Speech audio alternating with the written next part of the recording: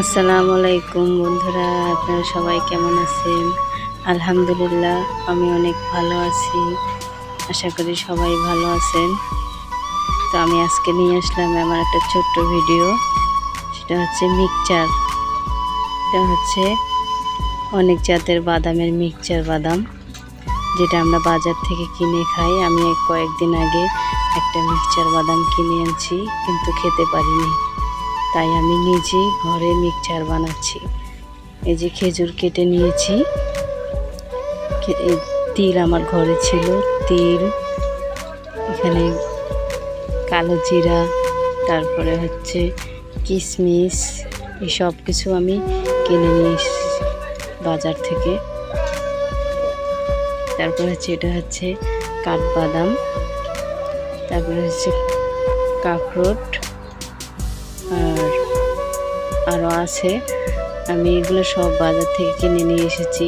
যেগুলো কিনে নিয়ে এসেছি এগুলো আমি একটু দাম বেশি পড়ছে, কিন্তু মিক্সচার বাদামটাও আমি অনেক দাম দিয়ে কিনছিলাম। দেখেন যে কাজু বাদাম, বাদাম আমি বাসায় ভাজছি, আর কাজু বাদামও আমি ঘরের বাজার থেকে এনেছি। এই যে মধু এনেছি সুন্দরবনের।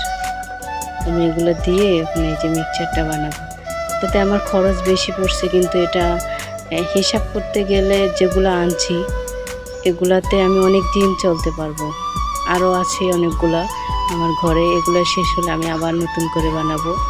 মানে বাজারে যেটা পাওয়া যায় ওটা খেতে ভালো লাগে না, গন্ধ করে, এবং মধুটা ভালো হয় না।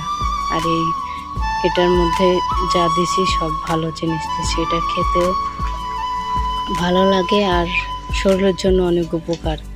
এটা প্রতিদিন খালি পেটে আমি খাই, সবাই খায় বাসার। এটা খেলে শরীরে অনেক রোগ থাকে না। আসলে খেজুর হচ্ছে এমন একটা ফল, আর তার সঙ্গে এই বাদামগুলো প্রত্যেকটা মানুষের উপকারী। তাই আমি এটা বানাই নিলাম। আপনারা চাইলে এইভাবে ঘরে বানাই নিতে পারেন। আর যারা যারা আমার চ্যানেলটি এখনও সাবস্ক্রাইব করেন নাই, অবশ্যই সাবস্ক্রাইব করে দিবেন, আর একটা লাইক দিয়ে একটা কমেন্ট করে যাবেন যে আমার মিক্সচার বানানোটা কেমন হয়েছে। কিছু টাকা খরচ করে ঘরে অনেক দিন রেখে জিনিসটা আপনারা খেতে পারবেন, আপনার শরীরের জন্য অনেক উপকার হবে। তো যে যেখান থেকে দেখছেন আমার ভিডিওটা, ভালো থাকবেন, সুস্থ থাকবেন, আর আমার ভিডিও পাওয়ার জন্য অবশ্যই বেল আইকনটি চাপ দিয়ে রাখবেন। আমি সপ্তাহে 2-3টে ভিডিও